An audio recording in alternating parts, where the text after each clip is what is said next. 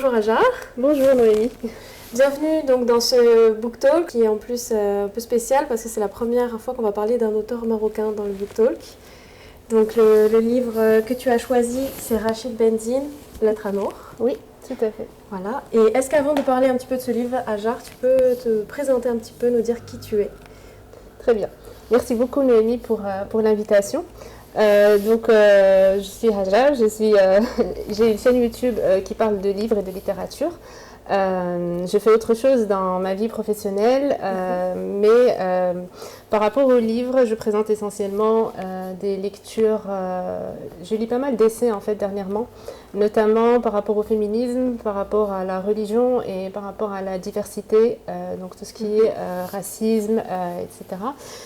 Mais je lis également des romans, de la fiction, ça m'arrive aussi de lire de la science-fiction. Donc je suis assez ouverte sur les genres littéraires. Ok, bah c'est super intéressant. Et en plus, cette formule du book talk va être un petit peu différente peut-être de ce que vous avez vu dans les deux vidéos précédentes, puisque là, on va parler de Lettre à Nour, donc de Rachid Benzine. Et on va aussi parler de ce que ce livre nous a fait, de ce qu'on a ressenti en le lisant, plus que de la forme du texte. Donc voilà, dites-nous si vous aimez cette nouvelle forme de conversation, et puis on lira vos commentaires avec grand plaisir. Pour ce livre, donc la présentation de ce livre, donc c'est un des premiers livres, je crois, de Rachid Benzine. C'est sa première fiction, en fait. Ok. Et c'est donc une fiction, mais c'est un roman épistolaire, donc des lettres, un échange de lettres entre un père et sa fille qui est partie en Irak pour faire le djihad, et on les suit, donc on suit leurs échanges à la fois de souvenirs et d'argumentation, parce que lui essaye de comprendre pourquoi elle est partie, et elle lui explique sa vie là-bas, la vie qu'elle mène, et qui va subir plusieurs transformations. Est-ce que tu peux nous dire pourquoi tu as choisi ce livre-là en particulier ? D'accord, très bien. Alors, moi, Rachid Benzine, je l'avais découvert avec son dernier roman qui était Dans les yeux du ciel, qui était sorti lors de la dernière rentrée littéraire. Oui. Ensuite, je suis retombée en fait un petit peu sur ses travaux, notamment à travers ses essais. Et à travers sa chaîne YouTube, en fait, où j'ai vu Je ne savais pas du tout qu'il avait fait une YouTube. Voilà, en fait, c'était à travers sa chaîne YouTube où j'ai regardé une vidéo où il présentait un petit peu sa vision de l'islam, qui m'avait vraiment beaucoup marqué. C'était la première fois que j'entendais ce genre de discours. Un discours qui, je pense, existe chez beaucoup de jeunes musulmans, mais on ne se sent pas forcément légitime, en fait, d'avoir ce genre d'idée. Et du coup, quand j'ai vu ça, j'ai tout de suite eu envie de lire, en fait, tout ce qu'il a écrit. Et c'est un petit peu par hasard que j'ai choisi de commencer avec celui-là, Lettre à Nour, ou Nour, pourquoi n'ai-je rien vu venir. Ouais. Voilà. En fait, Rachid Benzine, il est islamologue, politologue. C'est un chercheur qui vient du milieu des sciences sociales, donc il est beaucoup dans la raison, il est beaucoup dans les faits, dans l'analyse. Et ce que j'ai beaucoup aimé aussi à travers ce livre, c'est qu'il s'est beaucoup inspiré des faits réels en fait, pour l'écrire. C'est-à-dire qu'il a passé 1 an et demi dans des prisons où il a rencontré les jeunes qui sont partis faire le djihad, notamment environ, je pense, 70 jeunes qui étaient issus de la région de Trappes, là où il habite en fait, et là où il a grandi. Okay. Il a échangé avec les parents, il a échangé avec les jeunes du coup qui sont partis. Et il a fait un peu la même démarche aussi après, c'est-à-dire après l'apparition du livre, qui est aussi une sorte de pièce de théâtre. Ils sont partis jouer la pièce devant ces gens-là. Et il y a eu un échange aussi avec ces gens-là après. Du coup, en fait, la démarche, elle est tellement passionnée que forcément, ça m'a donné envie de découvrir plus. Et je pense qu'on le voit dans le livre, il est très authentique. Oui, c'est très riche, c'est très riche à la fois en émotions, parce que c'est vraiment un livre, moi, qui m'a provoqué des frissons d'émotions contradictoires, parce qu'en lisant la lettre du père, on va... Enfin, je sais pas, tu me diras ce que tu en as pensé, mais moi j'ai l'impression que c'est une descente aux enfers pour lui, et que vraiment il est détruit par le départ de cette fille, de sa fille. Et en lisant donc les lettres de la fille, c'est vrai qu'on se rattache aussi parfois à ses arguments et à son raisonnement. Donc il arrive vraiment bien à faire l'équilibre entre les deux et à nous emmener avec lui. Et c'est vrai qu'il y a beaucoup de détails, ou en tout cas de faits que je ne connaissais pas forcément sur le djihad. Et on sent qu'il y a de la recherche, ça c'est sûr. Ouais. Oui, c'est vrai, et c'est vrai que c'est ce qui fait aussi un peu la force du texte, c'est que quand c'est le père qui parle, on est convaincu, mais quand c'est Nour aussi qui parle, on est la plupart du temps convaincu aussi. C'est ça en fait qui est assez tiraillé, enfin qui nous tiraille un petit peu. Des fois on est le père, des fois on est la fille. Et, et ce qui est bien aussi, c'est que le père est un prof de philosophie. Ouais. Il est musulman pratiquant et professeur de philo. Et sa fille, elle est une étudiante brillante qui a 20 ans, qui fait des études aussi en philosophie et en sciences religieuses. Et ce qui fait aussi la force en fait du discours, c'est que les arguments du père vont se retourner contre lui à travers sa fille. Et de voir que ce sont deux personnes qui vont partir des mêmes valeurs, mais qui vont en fait les traduire en idées et croyances qui sont totalement différentes. Voilà.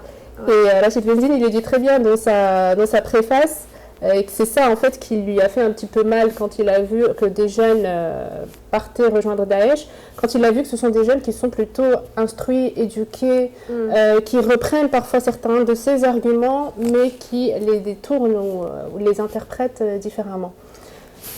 J'ai même le sentiment que c'est le passage à l'action en fait. Que leur dialogue, c'est le dialogue entre la philosophie et la théorie et l'action et l'engagement. Et ça trouve, je trouve, des résonances dans la société actuelle sur l'engagement, le militantisme et en fait la jeunesse et l'envie de dire... la fille, à un moment, lui dit sa fille... toi, tu as des belles théories, mais en fait, tu ne fais que servir des gens qui nous font du mal à nous.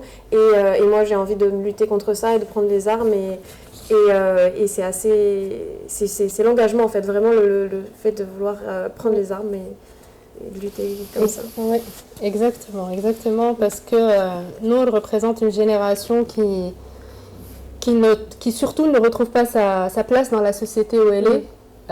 Et qui effectivement se sent un petit peu frustré, peut-être pas très légitime, mais qui voudrait, comme tu dis, passer à l'action et agir et être un peu plus responsable.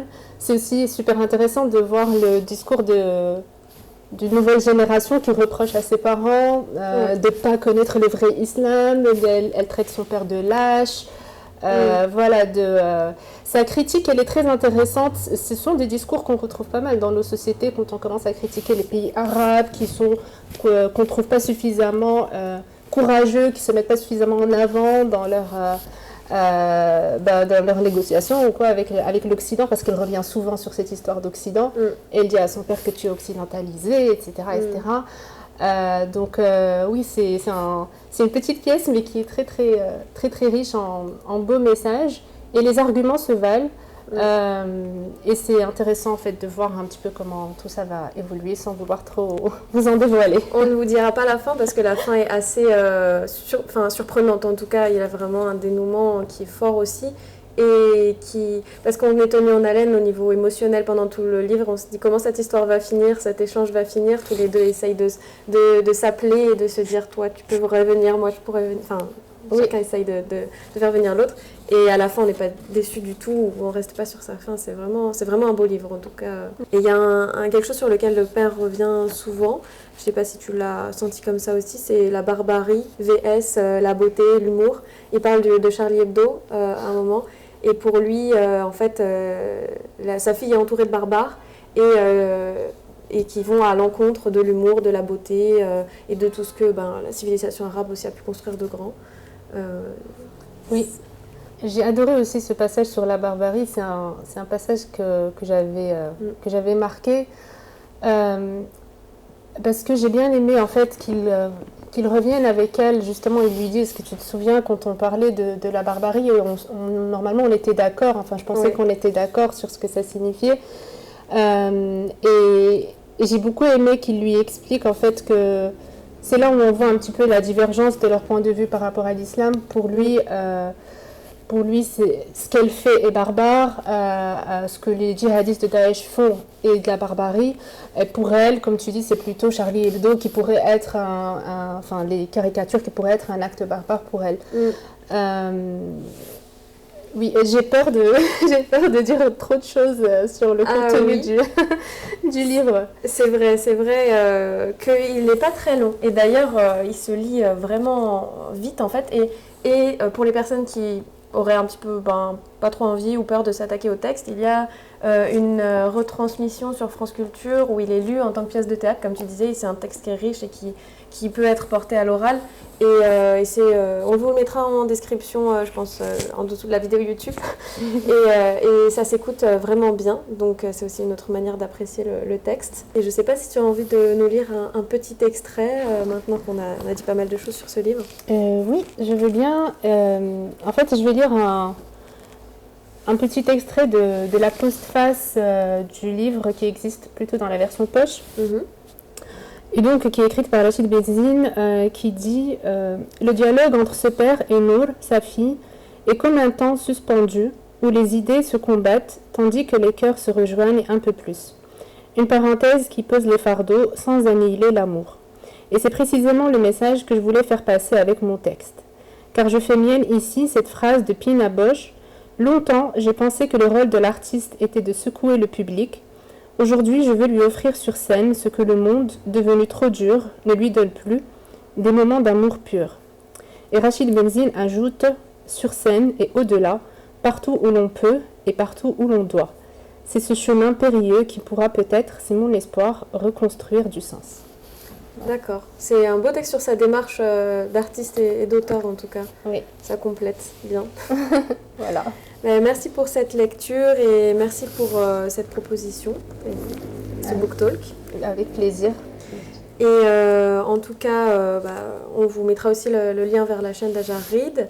Et abonnez-vous à notre chaîne YouTube si vous voulez voir d'autres vidéos book talk. Surtout que là, j'en ai une en préparation qui va être assez différente, avec un livre d'un style un peu différent. Donc ça va être très intéressant et on vous dit à bientôt pour le book talk, à bientôt Hajar. Merci Noémie, à bientôt. Au revoir. Au revoir.